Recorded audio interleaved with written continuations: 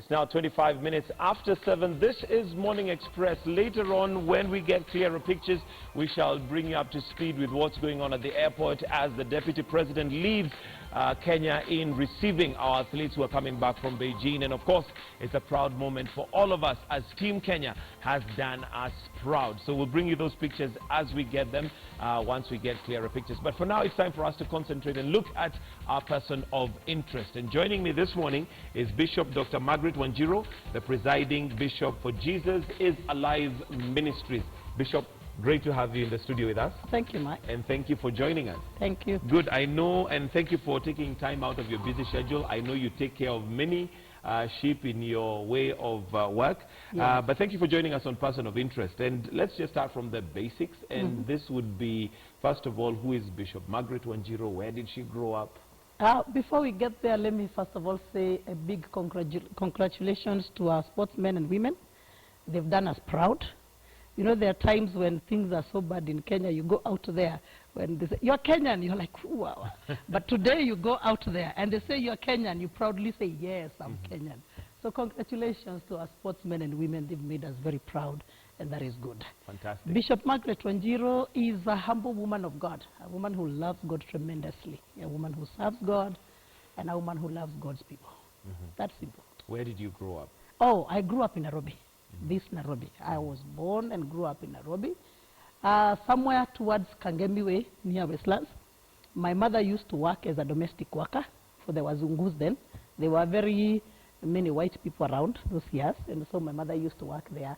And we were brought up back at the servant quarters, 6 of us, and I'm the third born of our family. Yes. Okay. Do you remember which, maybe your memories of your primary school you went to? Which one was it? Oh, in the area where we were brought up, there were only 2 primary schools, one for the rich and one for the poor. And I went to the one for the poor. Which one was it? It's a very nice primary school that I love very much, up to date, Muguga Green. That's where I went. Okay. Yeah. What are some of the things you remember from your childhood? Those days, we always talk about poverty, and we talk about hunger, and we talk about famine, and people have no food. But no, that thing did not start today. Those days we used to wake up very early in the morning because we had to go till the land which we were literally sort of like stealing from the city council, you know, the road reserves. And so we were tilling the land to grow vegetables. That way we can have food. And that's how we were eating. We did not have any land of our own.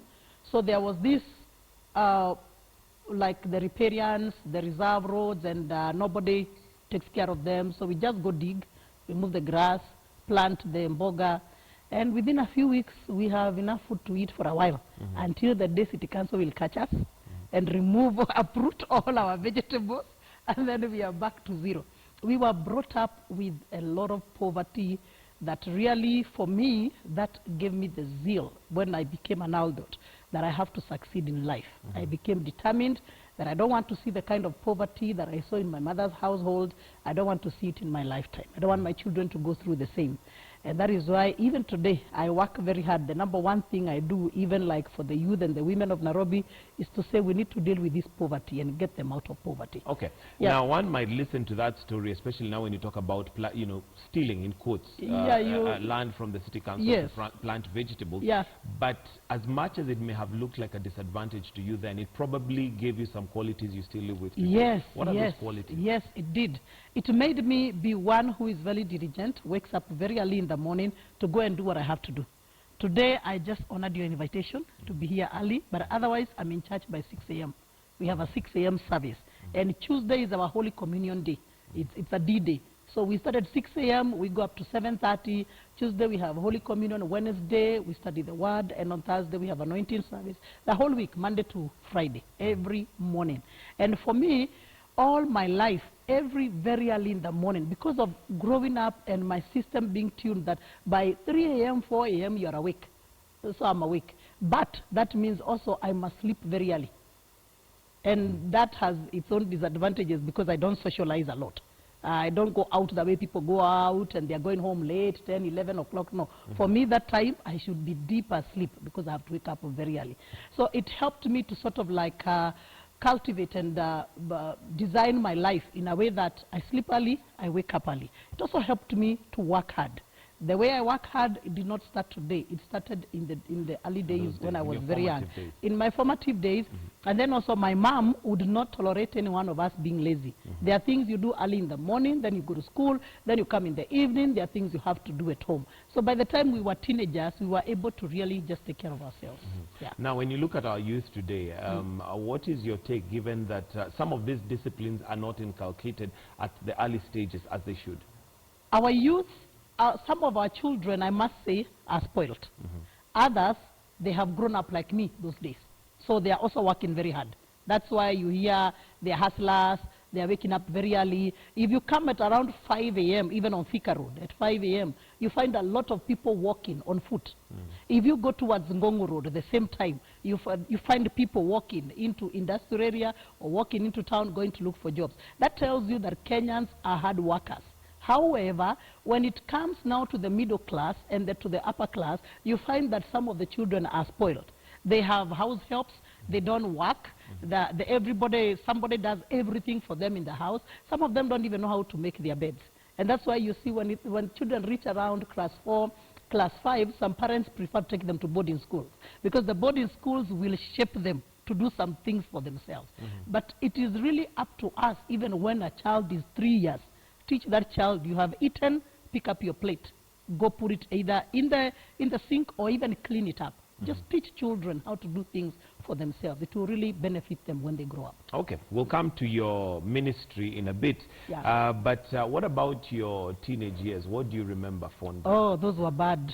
Mike, why please, don't go there. Don't go there. No, that's don't exactly why I want us to know. What was wrong with your teenage years? We want to know. You see, the thing is, Bishop, we see Bishop Margaret Wanjiru. She's a powerful person, but we want to know what put her where she is. And people think I just dropped from heaven. And the glory is here. The glory is here. So unpack the glory for us. My teenage years were a real bad experience. Bad experience because while I was still trying to cope with the changes that come as a teenager, at the same time I was expectant.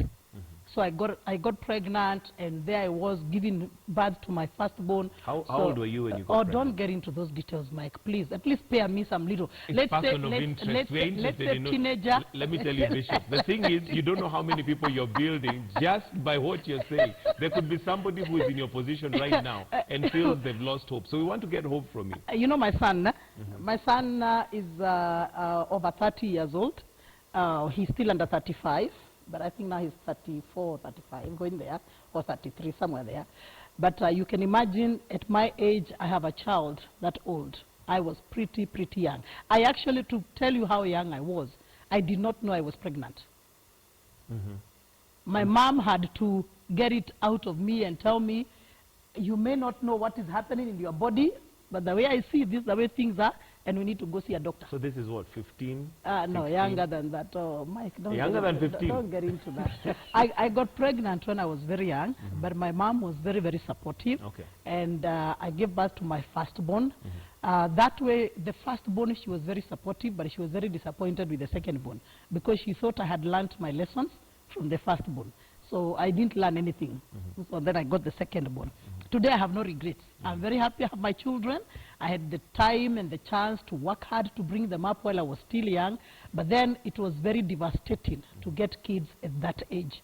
However, by God's grace, as I was bringing up my children, I was also continuing with my education. And here is Bishop Margaret Wanjiru. Now, there are quite a number of, and I mean, in the day and age you grew up, getting pregnant at that age must have had a huge stigma. Oh, yes. As opposed to today where maybe it's a bit more frequent and a bit more common. How did you get through that? It's not common today. To get pregnant at that age? It is the same thing today. The stigma on single mothers has never changed. It is the same when you get pregnant. It is the same when even now, after I'm who I am, I still have children, you still see people treat you differently because you are already a mother. And you are like, hello, out there I know people who are praying for children day and night. I know people who are actually very desperate to get children. Me, I'm very proud of my children. Even after the devastation of getting two accidentally, I must say, I still got adopted a third one. I have a daughter whom I adopted from my brother. So I love kids. I have 4 grandchildren, 6, are they 4, 6 now? I have 6 grandchildren. Okay. I love children. So for me, it turned into a blessing. But even as it is today, to some people, it is a stigma that they want to stay away from you because you are a single mother. To others, they see like you made mistakes those years, it's like you're still making mistakes today. And it is not true. Some of us have corrected our mistakes and done great things. Even after that. Even All right, after I'm that. told that we now have our link in Jomo Kenyatta International Airport. Our person of interest today is Bishop Dr. Margaret Wanjiru, but we want to cross over to the airport, and the pictures are courtesy of K24, and we see Team Kenya there arriving. We have Yego with his son. Remember, with the interview that we did, he gave us quite a lot of details about his son and how he is a proud father. He also told us about his wife. I wish I would see her because he met her at a kiosk somewhere. And there you go, Yego, our YouTube javelin champ, who got gold and also broke the African record right there. Of course, the crowd, yes, self-made, yes. And Bishop, I'm sure that is an inspiring story right there.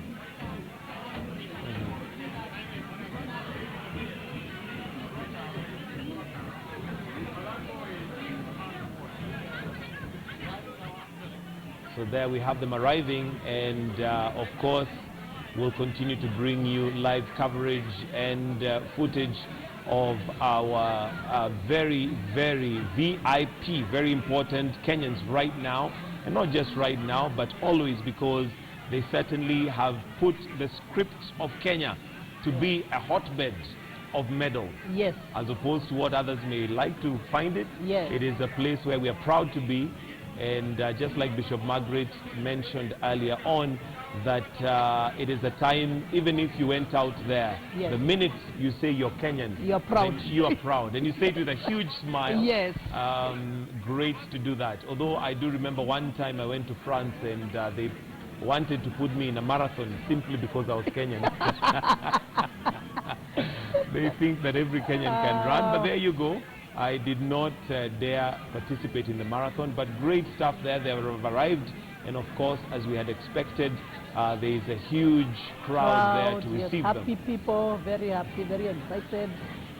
I hope that the Ministry of Tourism will pick up on this and promote our tourism, because this is really a real breakthrough for us, and the Ministry of Tourism should tap into it and make sure that we build up on this. This is a good way to go, just to go the next level in tourism, and yes, that's where we should go. Yeah, true. If there was a time that we can build Kenya and the name of Kenya, this would be a time to take full advantage and ensure, and not just the tourism industry, but I think also we need to have our local industries coming out to sponsor these athletes, because we have international companies sponsoring some of them. You see them dressed in certain, Nike or Adidas. But I think also we need our local corporates to come out and take our sport to another level in form of sponsoring them.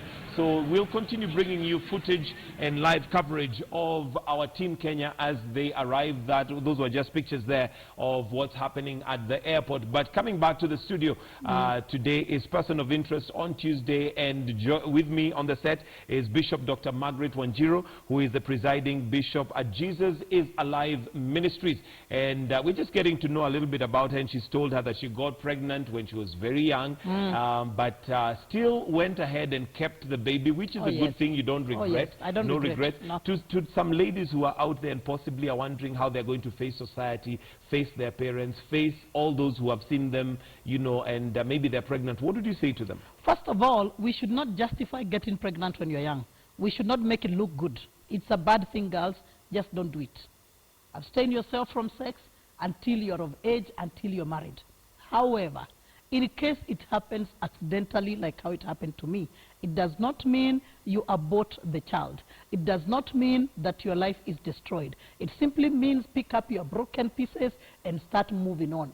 Start planning how to accommodate your child into your life and providing for that child. Now, that said and done, also we parents have a responsibility of supporting our young girls. Once they get pregnant, you cannot throw that girl out of the house. I had my mother's support, despite the fact that she did not even understand exactly what happened to me, because I couldn't even explain or express myself and say this is what happened. No, she couldn't understand. You were too young I was too young to be able even to know exactly what happened.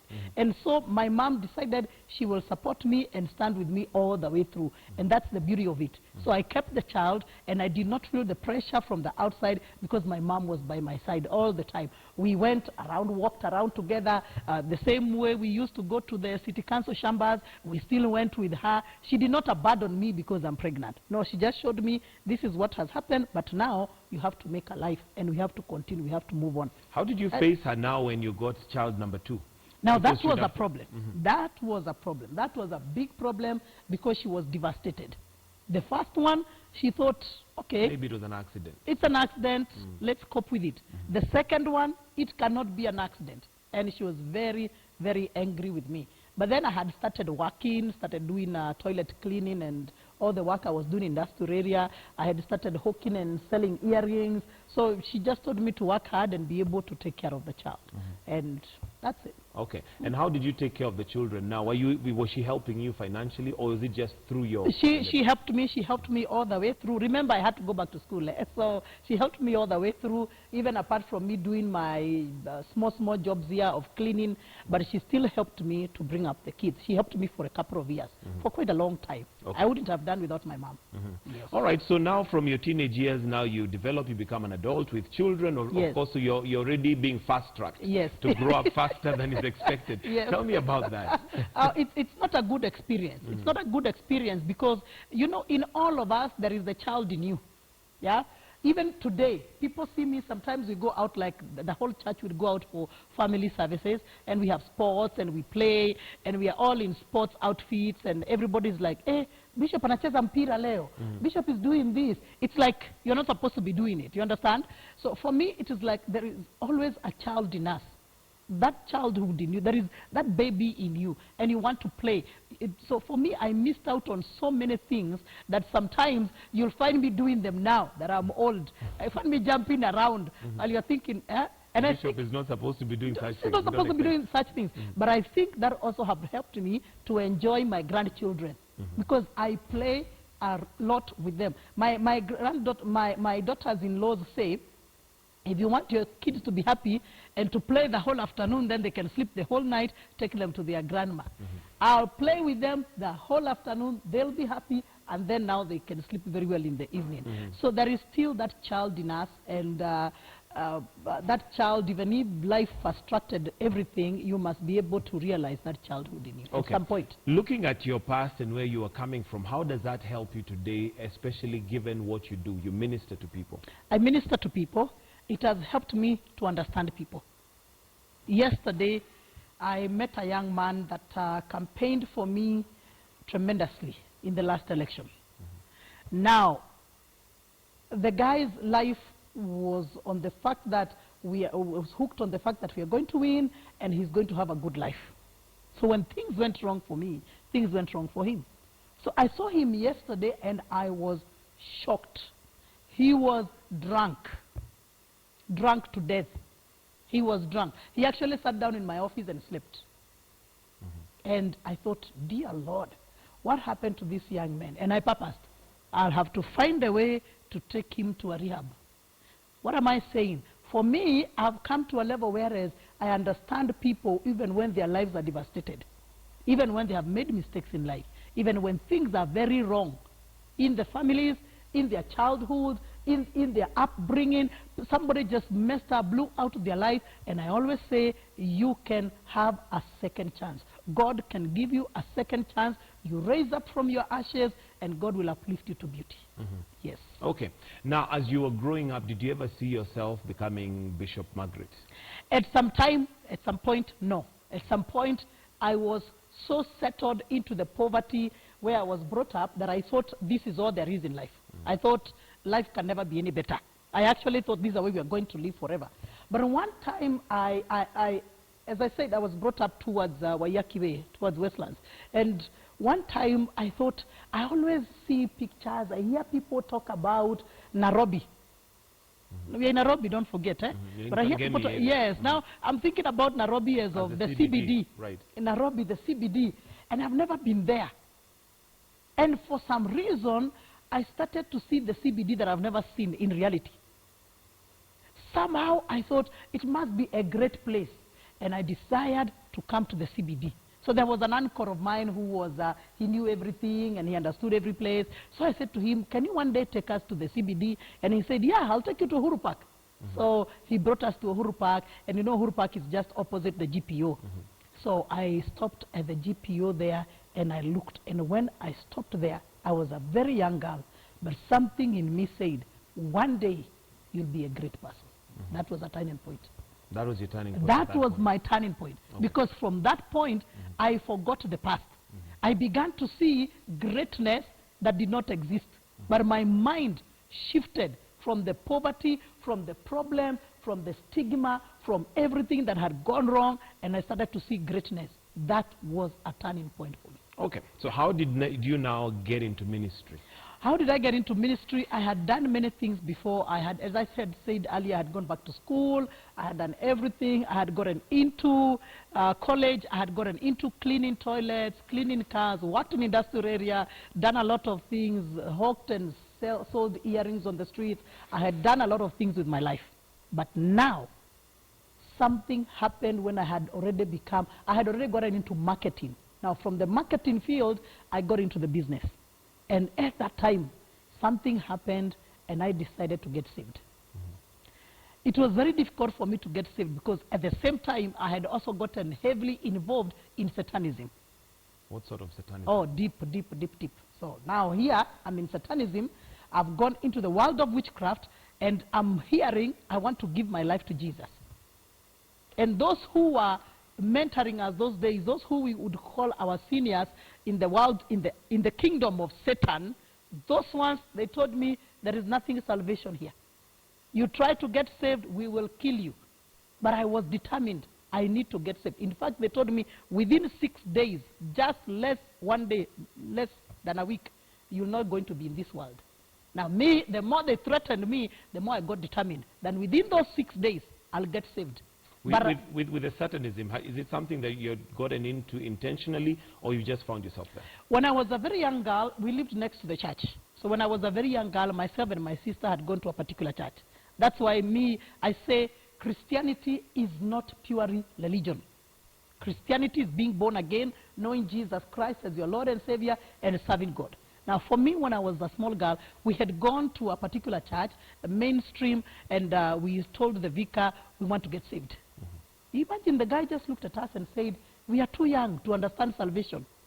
Now, at that point, what I did not know, we were desiring to get saved because in the spiritual realm, remember we live in two worlds. There is the real world and then there is the spiritual realm. In the spiritual realm, the devil was also pursuing our lives. It is later after that, a few months after that, that my sister really went and did everything wrong that can be done, and I went on the other side and did anything that I thought was demonstrating serving the devil. I literally just, even the little religion that was in me going to Sunday school on Sunday was all removed. All removed. And now we all went full blast into hell.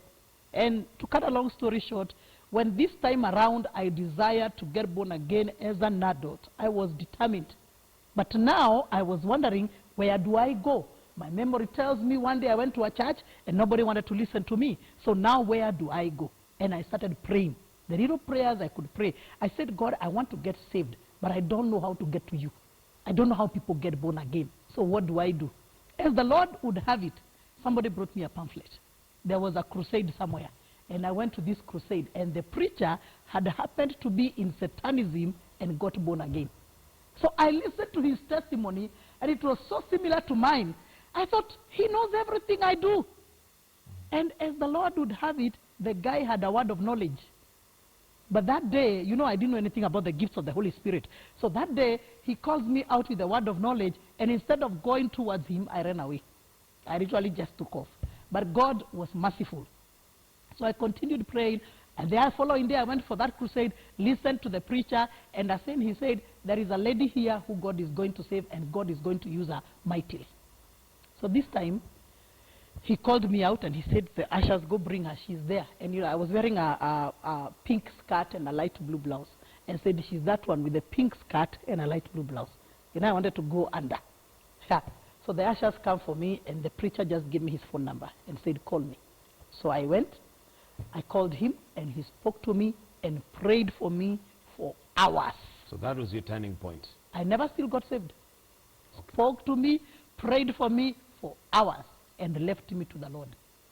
The following day, I'm seated in my office. I had a huge business, import and export. I'm seated in the office, transacting business, and all of a sudden, the presence of the Lord came down. And I started weeping, repented my sins, gave my life to Jesus, got born again right there, and on my own, and made a deal with God. I'm getting saved, not only to come to heaven, but also to preach the gospel. I will serve you. That was my turning point now. I got saved there. Then I remembered the preacher, called him and told him, hey, I got saved. He said, fine, now we start from there. Okay. And that's how I got into a good church, got into college. Now my life turned around. I even decided business can wait. I want to preach the gospel. And I started training. And here I am, Bishop Margaret. So many people get saved and don't end up being a bishop or a pastor or whatever. So how did you get to leadership in church? Leadership in church started immediately 6 months after salvation. I did a 6-month training. And then after that, as we were graduating, we were asked if anybody would like to serve the Lord immediately, or do you want to wait? And the course was not over, so we were still continuing. But as we did with the first phase, I decided I want to serve the Lord as I continue. And that's how I started serving God. I got into church leadership, and I loved it. And remember, when I got saved, I made a deal with God. I want to be a preacher. I want to preach the gospel. Within 6 months of salvation, I had hit the streets preaching the gospel all over. And God has been gracious. I can't regret. God has done me good. He has done you good. Yes. All right, so now you ended up starting off Jesus is Alive Ministries. Yes. You are the founder. Yes. Okay. What gave birth to GM? GM was given birth by powerful evangelism on the streets. Our pastor, the one who brought us up and took us through all the training that we needed and gave us the first few steps into ministry, ordained us and laid hands on us and released us to go serve the Lord. Now, all what I knew to do was to go on the streets and do evangelism. So I actually went on the streets, Aga Khan Walk, and started evangelism. And that outreach became huge. It became so big that we were chasing each other with the city council every day. The people were too many. Between 12 o'clock and 2 o'clock, Aga Khan Walk would be full. Everywhere, people are waiting for the preacher, start singing and preaching and blessing the people. And that's how Jesus Alive Ministries was born. Yeah. Okay. And later and then some people see now the glory is here, and they think, okay, now we own properties, now we have investments, we have many assets, and they think this is where it started. It started by standing on the streets and proclaiming Jesus Christ as Lord. Okay. Yeah. And then you later evolved and got into politics. Yes. What made you get into politics? Yet you are very clear that God gave you a calling to preach to the nation. It is all a calling. The calling of preaching and the calling of leadership, apparently it's one and the same. It's some of the politicians who have made politics so dirty that they don't want good people to enter into politics. Zechariah chapter 6 tells us there is the office of the priest and the office of the king. And the Bible says the two offices function together and they have harmony. One of the translations says there is peace between the two offices. Now, that scripture, I did not know about Zechariah chapter 6, talking about national leadership or what we call politics, in terms of the two offices of the priest and of the king functioning together. I didn't know until I started asking God, are you sure you've called me into politics? Why can't you call somebody else? You know, for me, I always think there must be somebody who can do better than me. Why can't you call somebody else? And the Lord gave me those scriptures, and from then, I have peace in my heart, and I know I'm on the right direction. Now, one thing that you and me must agree on is that if we do not clean up the politics of Kenya, we are not headed the right way.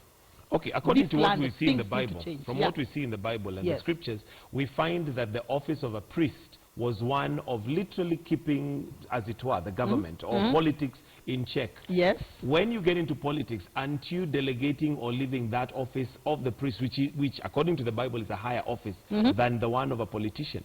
No, I'm not leaving. I cannot leave preaching. Mike, my number one first calling is to serve God. Apparently, my number two is commitment to my family. And number three now is politics. At my age, I don't want to retire. I live a life of serving people. The political office only facilitates for you, number one, to have the authority and the resources to minister to the same people. A good example is a pastor in the Kijiji. Let's take a slum area like where Madare or Kibira. You have a local pastor living there. People need food. Food will be distributed through who? Pastors. If you do it through the chief or through the pastor, it is still food. It reaches the people. If you do it through the pastors are honest enough not to steal the food that goes to the people. If they had authority, if born again righteous people, the Bible says that when the righteous are in authority, the people rejoice, which means that God makes provision for the righteous to be in authority. David wrote almost all the Psalms, over half of the Psalms that we read today, but yet he was a king. And he wrote all those Psalms that we preach this day. So there is no justifiable argument that a preacher cannot be in politics. The same work we do in the communities as a church minister is the same work apparently the politician should be doing. Now whether they do it or not, it's another question. Story. But that is what even the politician should be doing. So do you still consider yourself a politician right now? I consider myself a leader. Not a politician. A politician, a leader yes, in politics. but a leader in politics. But a leader who looks for an office to facilitate for the delivery of that good leadership, transformative leadership, servanthood leadership to the people. That's me. Okay. Yeah. And according to what you've said, when the righteous are in authority, the people rejoice. Yes. Would you say the people in your constituency, when you are in authority, rejoice? Yes, a lot. Give me reasons why they rejoice. Ask them. They rejoice. I created wealth for them. I did the best I could. I educated their children. They are the children that entered with me when I became MP. They entered with me in Form 1. They came all the way with me to Form 4. And on my 5th year, I made sure they went to university. So for me, they count it as a blessing that I was with them. If today we had to repeat, if we had to have a by-election in Starehe, trust me, I would not campaign. Okay. We also have some of your pictures there as you're graduating. Yes. And one of the controversies was to do with your qualifications. My religious degrees. But there was also the issue of a degree which seemed not to have been accredited. Anything you have to say about that? It is not that it was not accredited. It is that the Kenyan system does not want to recognize some universities. And it is not only a problem to me, it's also a problem. By the way, there is something that many people don't know.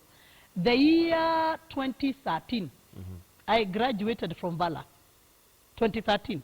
Leave alone this one of 2014. 2014 is St. Paul's University.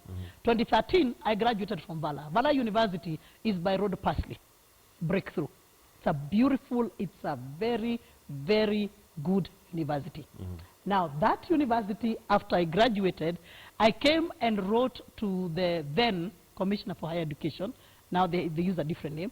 But when I wrote, they still refused to recognize that degree. 2013, leave around 2011, 2012, 2013. Now, what is wrong with Vala? As far as I'm concerned, Vala is one of the greatest Christian universities in the world. And yet, the Kenyan system refuses to acknowledge or to recognize their degrees. It is something that has got to be dealt with. By the time, by that 2013, we had a discussion with the then American embassy ambassador in Kenya. And we said this matter needs to be dealt with. Because if you come from outside and you've spent your many years in college and you come, or even if you did it online or wherever you did it, you come with your degree and you find that your system back at home does not recognize it, you might get a job in the private sector, but you are unlikely to ever get a job in the public sector.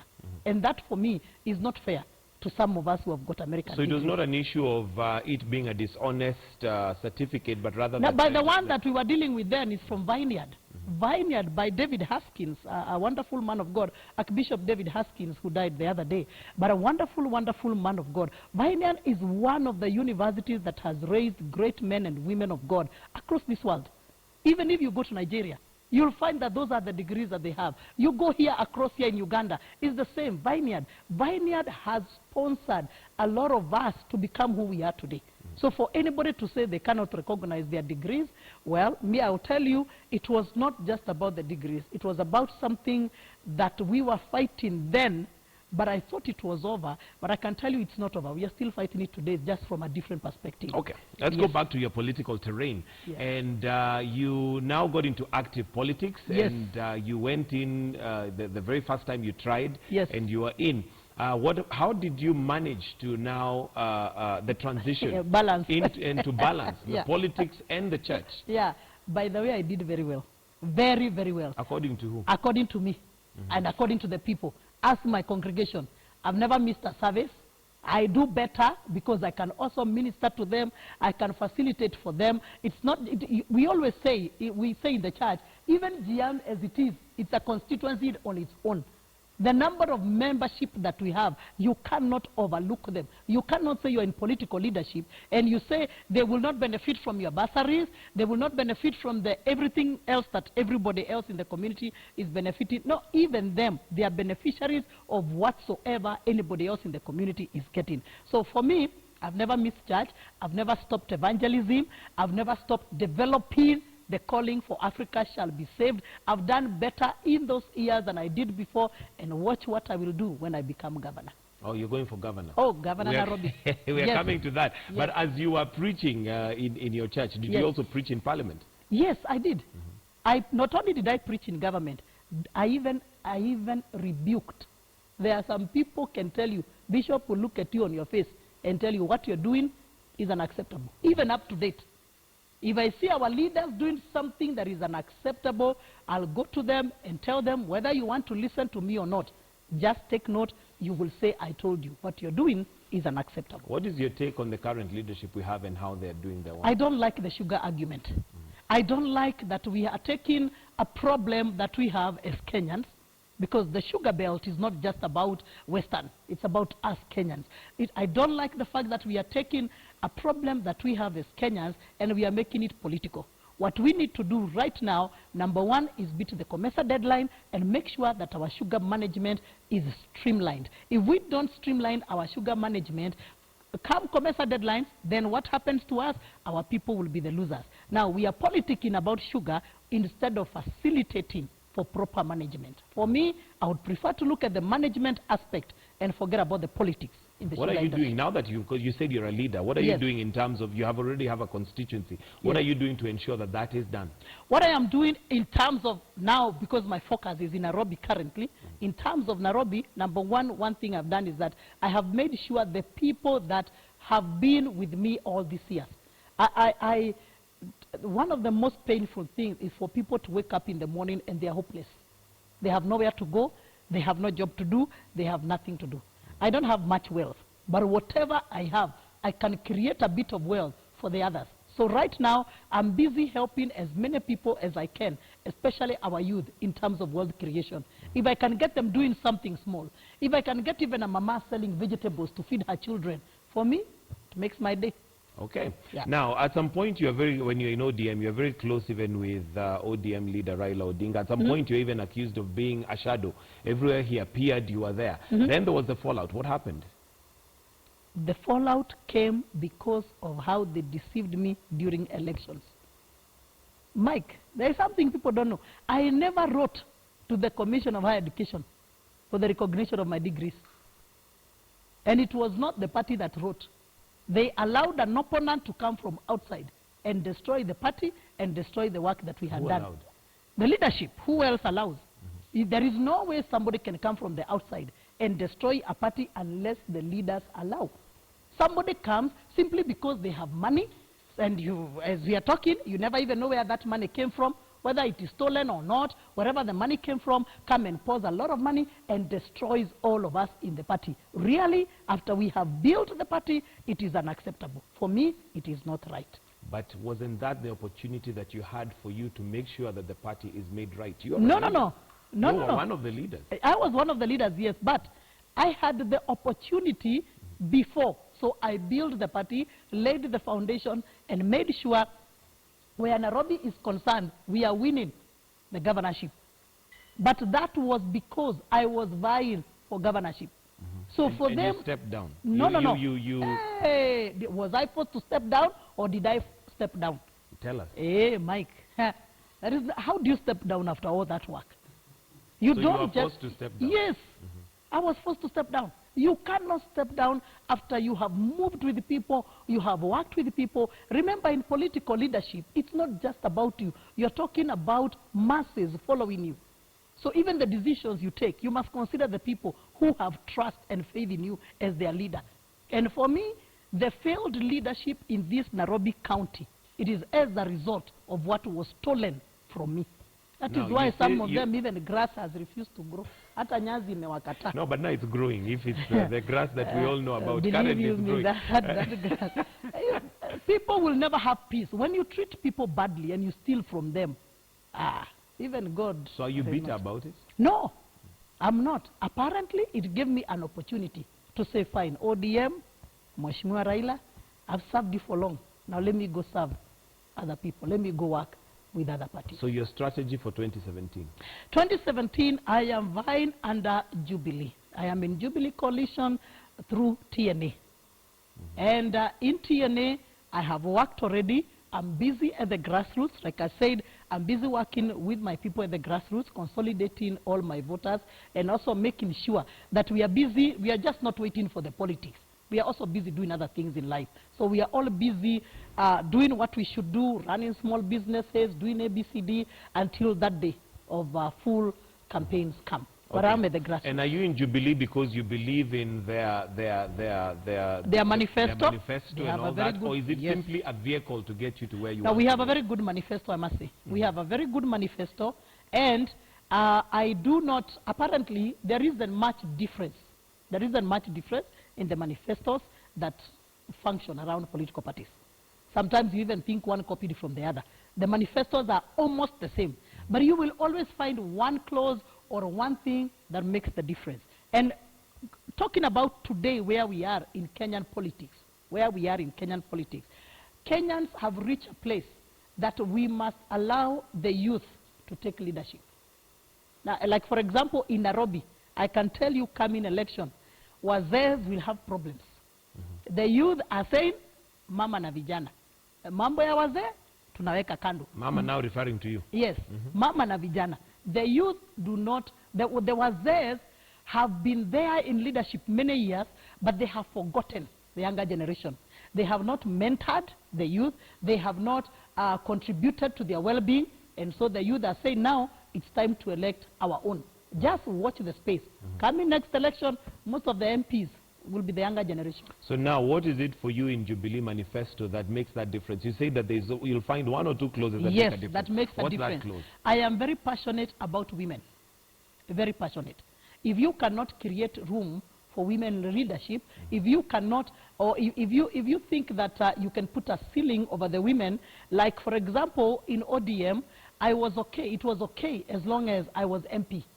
In actual fact, during those times of disagreement, I was told, if you want to vie as Tarehe MP, you can still get your nomination. So it's okay for them, for me to be MP. But if you want to be anything beyond that, then it is not okay. When you start putting ceiling on women leadership, believe you me, that's where we disagree. Jubilee does not put a ceiling on women leadership. In TNA, you can grow and thrive and become the person God has called you to be. So you're saying in ODM they put a ceiling on women? Oh yes, on me specifically. So is it on you or on women? Because I mean, there's many a women, difference many women, on many women. Many women, many and women. What's the reason? I know for that? many women. There is one woman. I would not want to mention her name because she passed away. And this woman was very passionate about the politics of her own region, and she was influential. The first time I went to campaign with her, I saw how she worked. This woman worked for the party day in, day out. Surprisingly, even in her day of death, she was still campaigning. But she died a nobody. It is not acceptable. Now, we have seen ODM come out and push for the two-thirds gender rule. Are you saying then that's not a genuine push because you're saying they have a ceiling on women? Jubilee has done better. Jubilee has done better. The president has called the women, sat down with them and said, can I hear you out? What do you want me to do as your president to facilitate for the two-thirds to be realized? And he sat down and negotiated with them and agreed this is the way forward. And that to me is better leadership. Okay. And he's busy. I mean, he could have been doing something else, but he sat with the women more than once. We as women in leadership, we know that even if things get so bad, to an extent whereas the Speaker of the National Assembly is not listening to us, the President of the nation will listen to us. And that's a big plus. Okay. Yeah. Let's go back to your journey to governorship, which maybe you can just declare here where you intend to be governor. Nairobi County. Okay. I intend to be governor Nairobi County, and it is not a matter of if, it is a matter of when, which is in the next coming election. 2017. 2017. I've done my groundwork. I'm already busy campaigning and working one-to-one with my people. What's your take on the current leadership of Nairobi governorship, how they are performing?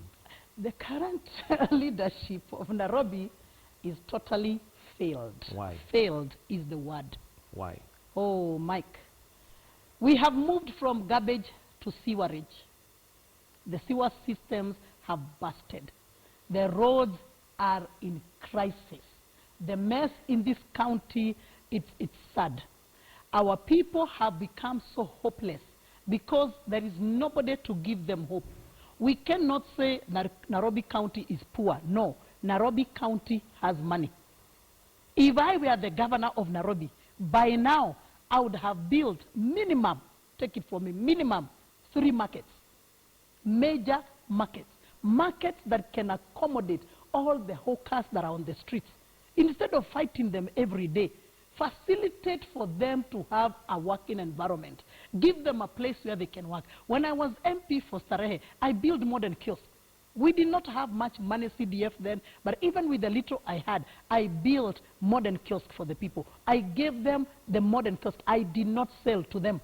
I gave them their cards, gave them their keys, and made sure they function, they operate their businesses. Today, they are the same people who are even funding me. They are saying, Mama, I don't have much money, but I have 10,000, 20,000 for you. They bless me. Why? Because I facilitated for them to work. We need wealth creation in this county, and this government has totally failed. Secondly, education. There is a school here, St. Livingstone, here in Kimathi, Jerusalem. The school is in a bad state. No windows, no doors. The roof have been blown up by the wind, and that is in Nairobi. And we expect our children to go in that school and learn. And it's not the only school. But nobody cares. Nobody will go to see what is happening. Our hospitals, the same thing. What do I say? There are some roads. There is a road somewhere in Parklands between Chiromo. If you hear, you want to pass, if you remember, you want to use that road, and you know how it is, you'll have to look for a different road to go. It is in such a bad state, and that's not the only one. Dandora today to enter is a problem. So these are changes you're promising Nairobi you would make. Should they make you governor? I will definitely change and transform Nairobi, and I will not talk about restoring the former glory. I will talk about Nairobi Mpya, a new Nairobi. Okay. A Nairobi that we can be proud of. Okay. Yes. We want to wind up now, but what's the first thing that you would do when you become governor, if you become governor? I'll do 3 things that I go. Number 1, I'll start creating wealth. Number 2, on the same number 1, I will make sure that all the garbage is collected and gotten out of the estates, out of the roads, Where out will of you the slums. take it? Take it to where it's supposed to be taken. Find a big field and then create recycling process and allow the youth to do it. It is wrong for the current governor to tell us that he is going to bring on board a foreign company to come and recycle garbage for us. How do you do that? Our own youth can do that for themselves. As long as you give them space, buy them the machineries, give them the necessary training, they will do it for themselves. So clean up Nairobi and also start doing a new system of sewer, because the sewer in Nairobi is about to burst very, very soon. In some of the areas like River Road, up on Kirinyaga Road, it has already busted. So as it comes down, believe you me, a little bit of rain today, the sewer system in Nairobi will be busting. Okay, so three things. Number one is wealth creation. Number two is those things you talked about, garbage. Garbage collection and sewer. And then also, number three, we need to rehabilitate the existing markets, the existing hospitals, and the existing schools.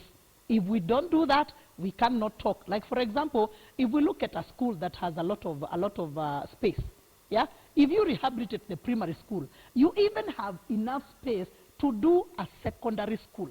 Why are we squeezing so many students in the few available secondary schools while we can facilitate for even other buildings to be done? I did that with one of the schools when I was MP. Okay, we raised money through the parents, but we still managed to build a secondary school that can increase the classrooms and can see the students enroll into secondary in a higher number. Then we must look at the skills of our people. Most of our Nairobians children are not skilled.